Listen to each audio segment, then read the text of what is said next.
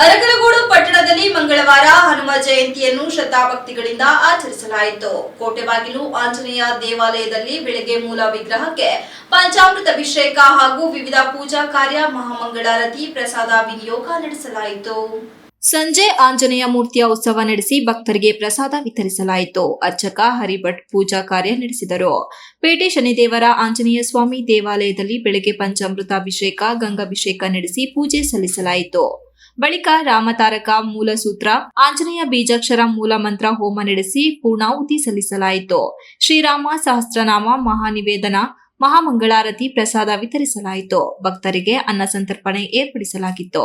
ವಿಶ್ವೇಶ್ವರ ಶರ್ಮಾ ಹೋಮ ಕಾರ್ಯವನ್ನು ಅರ್ಚಕರಾದ ರವಿಕುಮಾರ್, ರಘು, ಶ್ರೀನಿವಾಸ್ ಭಟ್ ಪೂಜಾ ಕಾರ್ಯ ನಡೆಸಿದರು. ರಾತ್ರಿ ದೀಪೋತ್ಸವ ಹಾಗೂ ಸಾಮೂಹಿಕ ಭಜನೆ ನಡೆಸಲಾಯಿತು. ವಿಶೇಷವಾಗಿ ಆಂಜನೇಯ ಸನ್ನಿಧಾನಗಳಲ್ಲಿ ಆಂಜನೇಯ ಪೂಜಾ ಬಹುಮಾನಗಳು ಹಾಗೂ ಇದೇ ರೀತಿಯಾಗಿ ಮೆರವಣಿಗೆ ಕಾರ್ಯಕ್ರಮಗಳು ಕೂಡ ಜರುಗ್ತಾ ಇದೆ. ಎಲ್ಲ ಸಮಾಜ ಬಾಂಧವರು ಹಾಗೂ ಭಕ್ತಾದಿಗಳು ಕೂಡ ಈ ಒಂದು ಕಾರ್ಯಕ್ರಮದಲ್ಲಿ ಪಾಲ್ಗೊಂಡು ಆಂಜನೇಯ ಸ್ವಾಮಿಯವರ ಕೃಪೆಗೆ ಪಾತ್ರರಾಗಬೇಕಾಗಿ ಈ ಮೂಲಕ ತಮ್ಮ ಪ್ರಾರ್ಥನೆ. ಅದೇ ರೀತಿಯಾಗಿ ಈ ಮಹಾಮಂಗಳಾರತಿಯಾದ ನಂತರ ಎಲ್ಲ ಭಕ್ತಾದಿಗಳಿಗೂ ಕೂಡ ಪ್ರಸಾದದ ವಿನಿಯೋಗ ಇರುತ್ತೆ. ಎಲ್ಲರೂ ಕೂಡ ಶ್ರದ್ಧಾ ಭಕ್ತಿಯಿಂದ ಈ ಪೂಜೆಯಲ್ಲಿ ಪಾಲ್ಗೊಂಡು ಪ್ರಸಾದವನ್ನು ಸ್ವೀಕರಿಸಿ ದೇವರ ಕೃಪೆಗೆ ಪಾತ್ರರಾಗಬೇಕಾಗಿ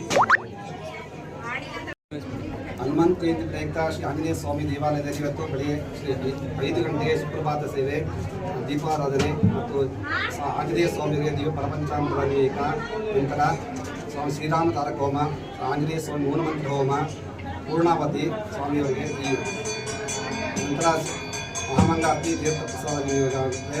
ಎಲ್ಲ ಭಕ್ತಾದಿಗಳು ತನುಮನದ ಸಹಾಯದೊಂದಿಗೆ ಈ ಕಾರ್ಯಕ್ರಮ ನಡೆಸಿಕೊಂಡು ಬರುತ್ತಿರ್ತೀವಿ. ಭಗವಂತ ಎಲ್ಲರಿಗೂ ಸ್ವಾಮಿ ಆಂಜನೇಯ ಸ್ವಾಮಿಯವರು ಆರೋಗ್ಯ ಐಶ್ವರ್ಯ ಕಾಪಾಡಬೇಕು. Virupaksha, TV 46 news Kannada, Arakalagudu. You are watching TV 46 News Kannada.